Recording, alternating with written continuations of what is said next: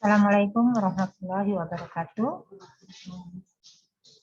Hari ini kita akan belajar tentang nilai maksimum dan minimum fungsi f(x) sama dengan a sin x ditambah b cos x. Nah, untuk mempelajari nilai maksimum dan minimum fungsi f(x) sama dengan a sin x ditambah b cos x, kita harus ingat kembali rumus yang sudah dipelajari di kelas 10, yaitu rumus cos selisih. Kita lihat fungsinya a sin x ditambah b cos x, kita ubah ke dalam bentuk k cos x dikurang alfa. Nah, di kelas 11 kalian sudah belajar tentang selisih kosinus. Nah, cos x dikurang alfa, rumusnya itu adalah cos x cos alfa ditambah sin x sin alfa. Jika kita kalikan k, maka didapat hasilnya k cos x cos alfa ditambah k sin x sin alfa. Supaya ruas kiri sama dengan ruas kanan, artinya nilai A ini sama dengan K cos alfa. Dan nilai B sama dengan K sin alfa. Nah, setelah kita dapatkan A dan B-nya, kalau A dan B ini kita kuadratkan, maka didapat A kuadrat ditambah B kuadrat sama dengan K sin alfa kuadrat ditambah K cos alfa kuadrat. Ini hasilnya K kuadrat sin alfa kuadrat ditambah K kuadrat cos kuadrat alfa. Nah, kita faktorkan, K kuadratnya kita keluarkan, didapat sin kuadrat alfa ditambah cos kuadrat alfa. Sin kuadrat alfa ditambah cos kuadrat alfa ini adalah nilai identitas, yaitu hasilnya sama dengan 1. Jadi K kuadrat dikali 1 sama dengan K kuadrat. Nah, untuk mencari nilai K, maka A kuadrat ditambah B kuadrat kita akarkan. Jadi K itu sama dengan akar dari A kuadrat ditambah B kuadrat. Karena fungsi kita tadi A sin X ditambah B cos X tadi kita ubah menjadi K cos X min alfa, otomatis yang kita cari adalah K dan alfanya. K sudah dapat, hasilnya adalah akar dari A kuadrat ditambah B kuadrat. Sedangkan untuk mencari alfa, kembali lagi ke A dan B tadi, jika A dan B kita bagi, maka akan kita dapat K sin alfa dibagi K cos alfa. Sin alfa dibagi cos alfa itu adalah tangan alfa, jadi tangan alfa sama dengan A per B. Nah, karena tangan alfa sama dengan A per B, untuk mencari alfanya berarti kita harus mencari arkus tangan dari A per B. Selain cara itu, kita bisa menggunakan rumus turunan. Tadi fungsinya Y sama dengan A sin X ditambah B cos X. Jika fungsi Y sama dengan A sin X ditambah B cos X kita turunkan, kita dapat fungsinya A cos X dikurang B sin X. Nah, minggu kemarin kita sudah belajar stasioner. Apa syarat stasioner? Syarat stasioner itu turunan pertamanya sama dengan 0, artinya jika turunan pertama sama dengan 0, A cos X min B sin X itu sama dengan 0. Akibatnya A cos X sama dengan B sin X. Nah, jika kita ruas kiri dan kanan kita bagi dengan cos, maka akan didapat sin alfa cos alfa sama dengan tangan alfa. Sama dengan A per B. Nah, A per B, karena jawabannya A per B, ini ada dua kemungkinan nilai A maupun nilai B. Bisa A-nya positif dan B-nya positif, atau bisa juga A-nya negatif dan B-nya negatif. Nah, sekarang kita lihat bagaimana menentukan nilai maksimum dan minimum dari fungsi ini. Sekarang perhatikan penjelasan Ibu berikut ini. Jika A-nya positif, B-nya positif, misalkan di sini ada sudut X, maka mencari sinusnya, sinus itu adalah sisi di depan sudut per sisi miring, artinya kita harus mencari dulu sisi miring dari segitiga ini. Nah, sisi miring dari segitiga ini adalah jumlah kuadrat dari kedua sisi siku-sikunya. Berarti sisi miringnya adalah akar dari A kuadrat ditambah B kuadrat. Karena sin alfa tadi adalah sisi di depan sudut per sisi miring, berarti sin X-nya itu sama dengan A per akar dari A kuadrat ditambah B kuadrat. Kemudian kita cari juga cos X-nya. Cos X tadi adalah sisi yang mengapit dibagi dengan sisi miring. Nah, sisi yang mengapit sudut ini adalah B, sisi miringnya adalah akar A kuadrat ditambah B B kuadrat. Nah, setelah kita dapatkan nilai sin dan cos, kita masukkan ke fungsi asal tadi, yaitu Y sama dengan A sin X ditambah B cos X. Kita masukkan atau kita substitusikan, kita dapatkan Y sama dengan A dikali A per akar dari A kuadrat ditambah B kuadrat ditambah B dikali B per akar dari A kuadrat ditambah B kuadrat. Sama dengan A kuadrat ditambah B kuadrat per akar dari A kuadrat ditambah B kuadrat. Nah, hasil ini kita rasionalkan, berarti kita kalikan dengan akar A kuadrat ditambah B kuadrat per akar A kuadrat ditambah B kuadrat. Akibatnya kita dapatkan hasilnya adalah akar dari A kuadrat ditambah B kuadrat. Nah, karena tadi jawaban tadi ada dua kemungkinan. Ini kemungkinan pertama A-nya positif dan B-nya positif. Bagaimana jika A-nya negatif dan B-nya negatif?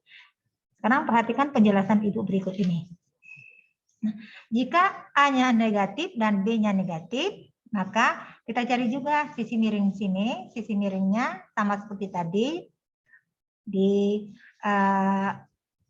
teorema Pitagoras, pada segitiga siku-siku berlaku kuadrat sisi miring sama dengan jumlah kuadrat kedua sisi siku-sikunya. Berarti sisi miringnya adalah akar dari min A kuadrat ditambah min B kuadrat. Sama dengan akar dari A kuadrat ditambah B kuadrat. Sinus adalah sisi di depan sudut per sisi miring, berarti sinusnya adalah min A per akar dari A kuadrat ditambah B kuadrat. Kosinus adalah sisi yang menghadap sudut dibagi dengan sisi miring, jadi cosnya sama dengan min B per akar dari A kuadrat ditambah B kuadrat. Kita masukkan ke fungsi asal seperti tadi, maka kita dapatkan Y sama dengan A dikali min A akar dari A kuadrat ditambah B kuadrat, ditambah B dikali min B per akar dari A kuadrat ditambah B kuadrat. Kita selesaikan. Ini dapatnya min A kuadrat dikurang B kuadrat per akar dari A kuadrat ditambah B kuadrat. Kemudian ini kita kelompokkan, akhirnya dapat min akar dari A kuadrat ditambah B kuadrat per akar dari A kuadrat plus B kuadrat. Hasil ini kita rasionalkan, kita kalikan dengan akar dari A kuadrat per plus B kuadrat dibagi akar dari A kuadrat ditambah B kuadrat. Akhirnya kita dapatkan nilai Y ekstrimnya itu sama dengan min akar dari A kuadrat ditambah B kuadrat. Jadi nilai ekstrim dari fungsi Y sama dengan A sin X ditambah B cos X itu adalah minimum.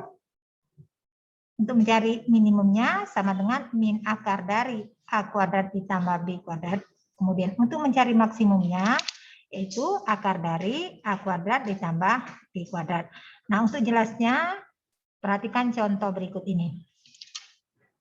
Tentukan nilai maksimum dari fungsi x sama dengan 4 cos kuadrat x ditambah 14 sin kuadrat x ditambah 24 sin x cos x ditambah 10. Nah, kalau lihat dari sini, kita susah sekali menentukan nilai maksimumnya. Oleh sebab itu, kita ubah bentuk ini menjadi bentuk A sin x ditambah B cos x tadi. Sekarang kita lihat. Ini ada 24 sin X cos X. 24 sin X cos X sama saja dengan 12 dikali 2 sin X cos X. 12 dikali 2 sin X cos X. Kemudian 2 sin X cos X itu adalah rumus sin sudut rangkap. Berarti 24 sin X cos X bisa kita ubah menjadi 12 sin 2x ditambah 12 sin 2x. Kemudian ini ada 4 cos kuadrat x, yang 14 sin kuadrat x ini kita ubah juga karena ini ada 4 cos kuadrat x, kita pecah menjadi 4 sin kuadrat x ditambah 10 sin kuadrat x. Yang ini yang 4 cos kuadrat x ditambah 4 sin kuadrat x kita kelompokkan, akhirnya didapat 4 dikali cos kuadrat x ditambah sin kuadrat x ditambah 10 sin kuadrat x ditambah 12 sin 2x tambah 10. Nah, cos kuadrat x ditambah sin kuadrat x ini adalah rumus identitas, nilainya sama dengan 1. Nah, akibatnya ini 4 dikali 1. 4 dikali 1 ditambah 10 sin kuadrat x ditambah 12 sin 2x ditambah 10. Kemudian 10 sin kuadrat X ini kita ubah juga bentuknya menjadi 5 dikali 2 sin kuadrat X. Ditambah 12 sin 2X. 10 ini sudah kita tambahkan dengan 4 dikali 1 tadi menjadi 14. Nah, ini kita selesaikan dulu. 2 sin kuadrat X ini bisa kita ubah dengan menggunakan sudut rangkap. Rumusnya sama dengan 2 sin kuadrat X itu adalah 1 dikurang cos 2X. Akibatnya didapat 5 kali 1, 5. 5 dikali min cos 2X itu adalah min 5 cos 2X. Jika kita jumlahkan, 14 ditambah 5 sama dengan 19. 19 dikurang 5 cos 2X ditambah 12 sin 2X. Nah, sampai sini kita sudah terbentuk soalnya menjadi bentuk A sin AX ditambah B cos AX. Nah, A-nya yang mana? B-nya yang mana? Karena bentuknya tadi A sin AX ditambah B cos AX, arti A-nya itu adalah 12 dan B-nya itu adalah min 5. A-nya 12, B-nya min 5. Tadi sudah kita pelajari bahwa jika fungsinya Y sama dengan A sin X ditambah B cos X, maka nilai maksimum dan minimumnya adalah plus minus akar dari A kuadrat ditambah B kuadrat.